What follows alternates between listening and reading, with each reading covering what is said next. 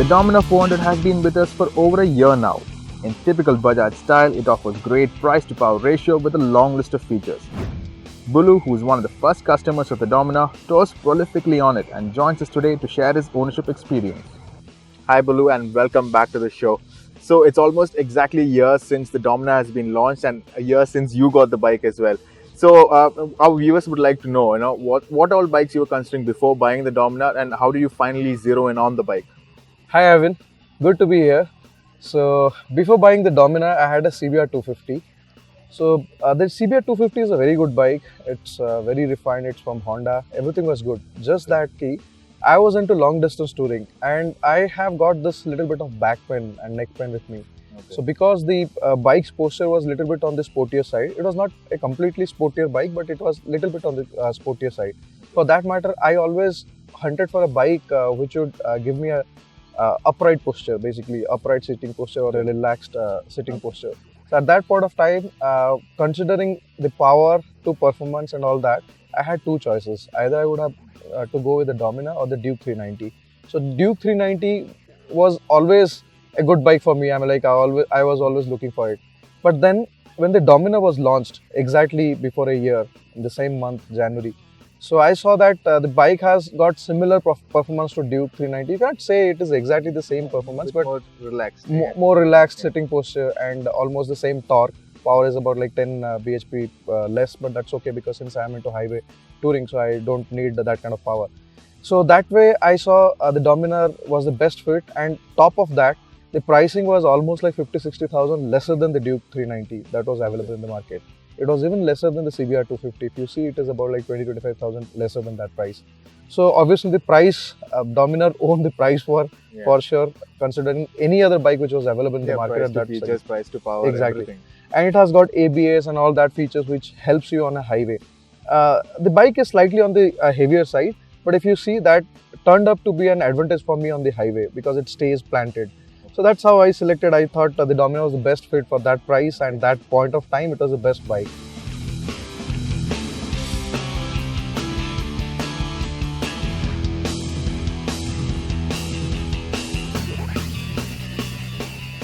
Now the engine on the Dominar, it's sort of familiar because of the KTM family, but it's a relaxed version on this bike. So how has your experience been with it, in real life conditions?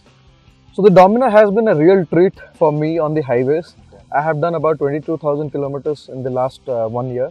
I have done a trip from Kanyakumari to Kashmir and Leh Ladakh, and almost I have taken this to most of the part in India. If you see, I have done Gujarat, I have done Rajasthan, then this K2K trip. Also I had planned for a Bhutan trip on this bike, but later on I took half the distance, and then from there I took the Harley 750 for a different kind of experience, where otherwise this bike would have got about some 28,000 kilometers till now. That was the thing. So this bike, if you see, it is a bike which is meant for the highway. If you see, for highway it is really a good bike because of the weight and the power and all that, the braking performance and all. But not just highways, you also enjoy this bike in cities as well. Why? See, in city, what kind of bike usually you need? You need a bike which will be nimble to handle with the city traffic. You want torque as well. Yes, you also need torque, and also you need a clutch which should be on the lighter side. If it is heavy, on the heavier side, what happens? You start feeling that pain on your arms and all that. So Dominar surprisingly has got a lighter clutch. If you have seen in Duke, it is in Duke 390 it is a little bit heavier. I don't understand how they have made it, but this bike feels very light on the clutch.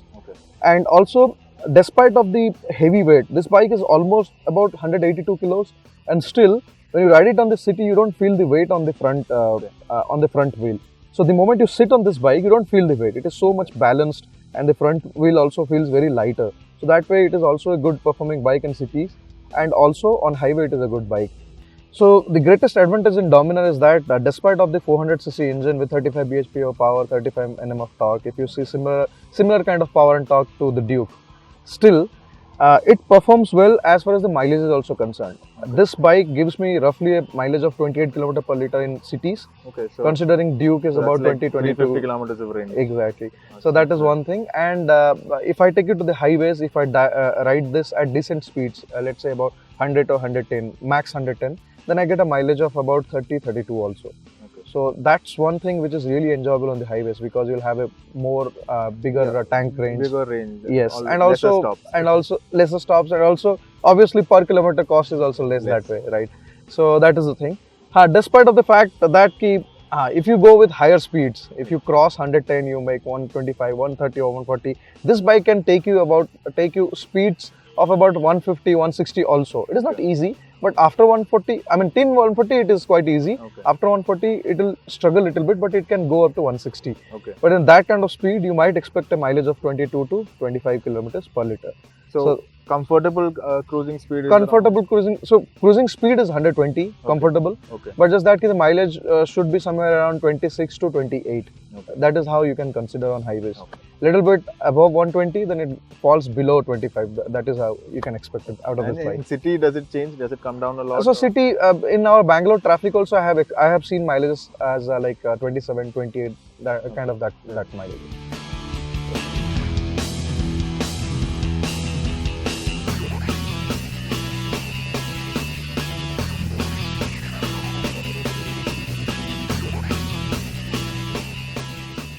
Now, the Dominar, what Bajaj guys say is go hyper riding, and so essentially they mean that it handles well in all terrains, not just a highway cruiser.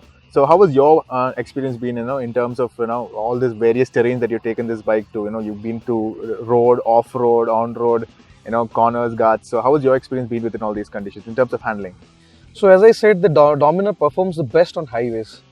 No matter on what gear you are, let it be third, fourth, or fifth, or sixth, whichever gear you are, you can actually overtake anyone on any gear. So that kind of torque this vehicle has. So that is one good thing for the highway, because sometimes you have to overtake these Volvos, which does speeds of about like 100, 110, like that on highways. Okay. It is quite easier for this bike to overtake. Even at sixth gear also, the moment you push, you rev, it kind of overtakes very easily. Okay. So that is one good thing. Second thing, coming to the brakes are very good. Just the rear bike, I feel it actually lacks that bite. But once you are used to the braking system, it's actually absolutely amazing with the brake. I mean, it does very good. The stopping power is no matter what speed you go. And you have the ABS. ABS also, yeah. For that matter, I mean, this is a lifesaver, definitely the brakes. Then coming down to the cornering capabilities of this bike, it is capable of doing some cornerings, but just that you have to change the tires. The Dominar comes with stock MRF tires. This is the Reb C1 tire. So it is not hard. It is kind of a semi-hard and soft compound, you can say. Okay. So for that matter, on highways, this tire does very good. But on ghat sections and all, you'll lose little bit of confidence when, especially it is a big turn you have to take. So that way, if you upgrade the tires to Michelin or something like I have done with this bike, so the front tire is Michelin. So that way, you'll have more confidence on cornerings. And then coming to the suspensions.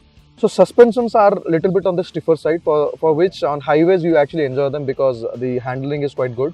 But just that when you are on a rough patches, like I said, I have also taken this to the Ladakh, Ladakh, all off-roads. So there you feel that the rear suspension is a little bit on the stiffer side, you feel a little bit of bumpy. But the best advantage of this bike is the foot pegs. They are placed at such a relaxed posture that you can stand on the bike and you can ride for the whole day. That's how I actually did a lot of off-roads with this bike. You can stand on the foot pegs, easily roll on the And how about handling in the city? Because this has got a longer wheelbase. Right. So this has got a longer wheelbase, only just that when you are about to turn the bike completely or a U-turn, that time you'll have to struggle. And especially for a person like me with 5'3" height, I will definitely struggle with that. But now, I kind of got used to it. Yeah, but in city traffic, you don't face any problem because weaving through traffic it is quite easy. Just that on the U-turns you'll have problems. But otherwise, the suspensions, brakes, power, everything is so good that you'll enjoy this bike on any kind of terrain. So that just you have to change the tires based on the terrains. If you are going for off-roads, you have to get some knobby tires. You can set them.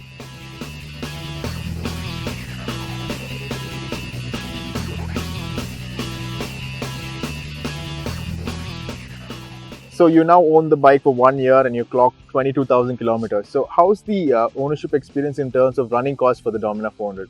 So the greatest advantage of maintaining a Bajaj bike is that it is very cheap to maintain. If you see, all the Bajaj bikes, the spare parts are quite cheaper, and quality wise you can say it is not 100% best, but yeah, you can say it is 60% or 70% best. Comparing it with the Hondas and other easy companies. on the pocket. Easy on the pocket, yeah.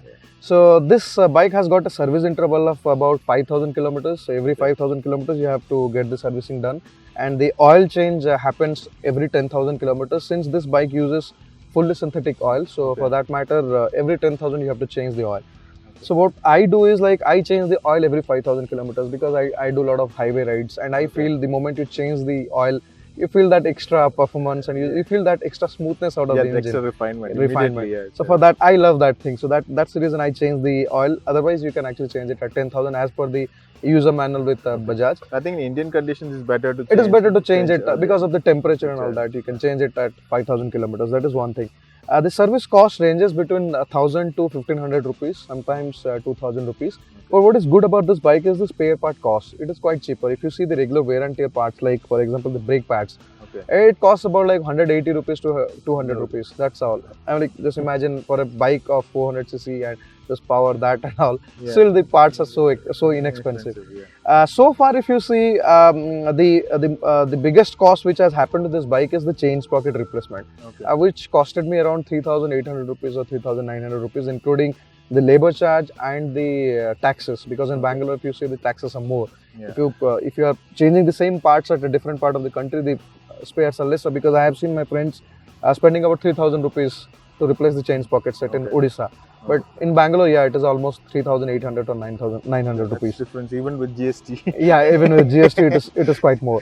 So that is how the last service that I did was around 20,000 kilometers. It was a major service, if you say. So basically, I replaced the chain sprockets, which was about 4,000 rupees. I changed the tires. So tires mostly last about like 20 to 22,000 kilometers. Sometimes 20. The stock ones, MR, C1, the stock FC1, one. Yeah. It also, for some people, they have taken it till 25,000 kilometers. But if you see all the bikes with this segment, like Mojo or CBR, whichever has got a good tire, they all last around 15,000 kilometers. For Duke, I think it lasts about 12 to 15,000 kilometers. So that's how the range is. So this also goes for 23,000 kilometers. I replaced it at 20,000. So that was a huge cost for me. If you see both the tires, I replaced them with the Michelin, and back one anyway I use the stock MRF itself, because I thought the rear should be a little bit on the harder side and the front one to be on the softer side, so the braking power also improves. So that's how the thing is. And that was one cost. Then the chain sprocket was one. The chain sprocket was one cost. Apart from that, small changes, like since I have taken it to a lot of off-roads and all that, for that I also replaced the fork oil, the front suspension fork oil, and also the cone sets I have replaced. But overall, again, the parts are quite cheap. Like the cone set is about 600, 700. It's of that range. So overall, if you see, the Dominar is quite easy to maintain, because whenever I buy a bike, I always calculate the per kilometer cost. So let's say I spend about 20,000 rupees in 20,000 kilometers, then it's about like 1 rupee per kilometer that is used to maintain the bike. So that way the Dominar is very cheap to maintain. Value for money. Let's put it that way. That's how.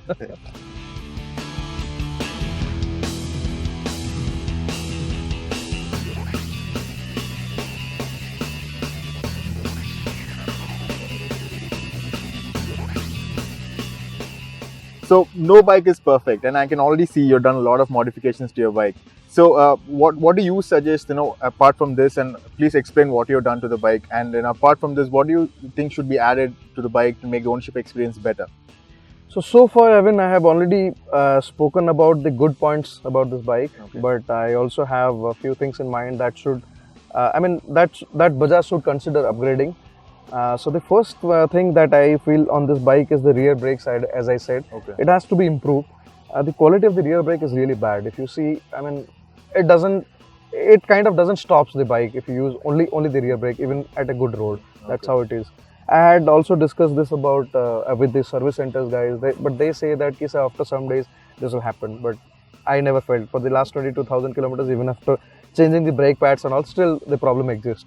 That is one area. But the front brakes are very good. Overall, if you apply both the brakes, it is good. But since I have ridden so many other bikes like CBR and other bikes, I still feel that the rear brakes has to be improved. That is one thing. Second is the tank. The tank, I have two complaints. The first one, since this is a plastic tank, for people who tour on the highway, they all know that we need a tank bag. a small tank bag with a magnetic tank bag, which is really easy to mount on the tank, so that you can remove it whenever you want, right? Very easy. So that's a problem with this, because it's a plastic tank. You cannot put those magnetic tank bags. You need those strap based tank bags. And there are very less companies which provide that kind of system. If you have seen, there are like a lot of straps here and there in my bike because of that tank bag. That is one thing. The third problem or the upgrade which I feel is on the tank again.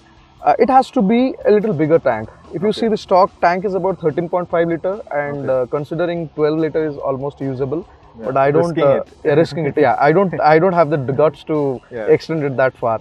So I wish this could have got a bigger tank like the Mojo. If you see, it's such a big, huge tank. It's a huge tank. I think because 22 liters. 21 liter. I hope. Liters.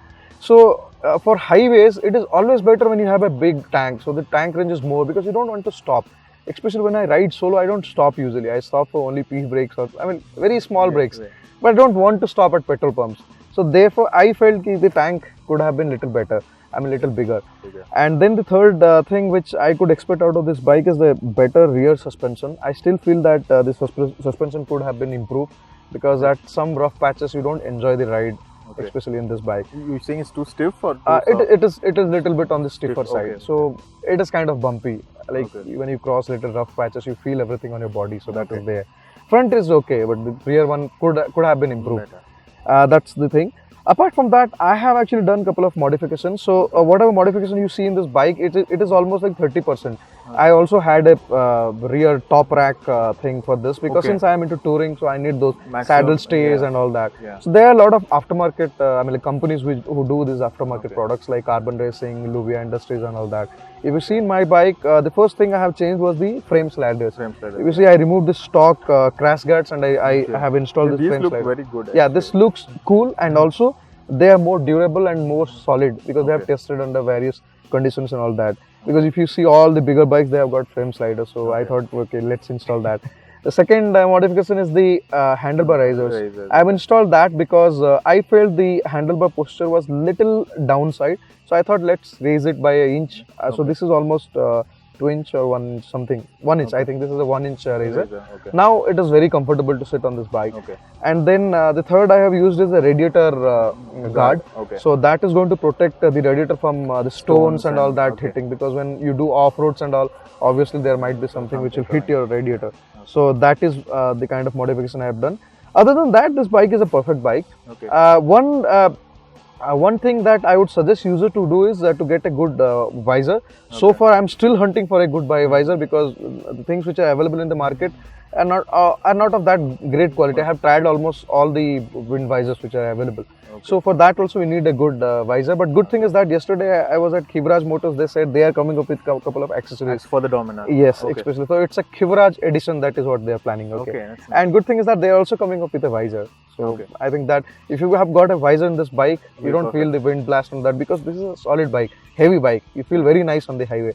So overall, it's a very good, you can say it is the best bang for buck, for what you say, right? For the price. I'm really happy with the bike, and the plan is that I'll definitely hold this bike for a longer period of time. Let's see, unless and until we get... before we conclude, how about the headlights? There are a lot of questions on the headlights. So the headlights are good in quality, just that when it is rainy season, when the roads are wet, so LEDs, it is a problem with any LED light that you don't get good lighting when it is a wet scenario. At night times, the dipper is good. The low beam is very good. But the high beam is not up to mark. Maybe Bajaj has knowingly done that, because the high beam kind of blinds others, whoever is there on the highway. So for that, you can actually try out with couple of fog lamps, maybe yellow visibility fog lamps. Then there will be a mixed kind of light with the LED and a yellow visibility fog lamp. That way it can be handled. But otherwise, I think the bike is absolutely perfect for touring and for city commuting and regular use. I'm really happy with this bike. Alright, Bulu, it was great to have you here, and hope to see you with another bike. Absolutely, Ivan. So let's see. Lots of miles to cover, lots of places to go. And yes, lots of bikes also will buy. Thanks again. Thank you so much.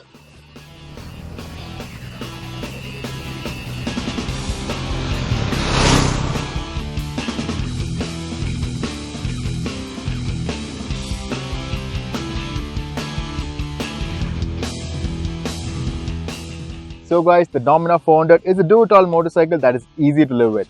If you have any questions, do drop them below. Thanks for watching and please do subscribe to our channel.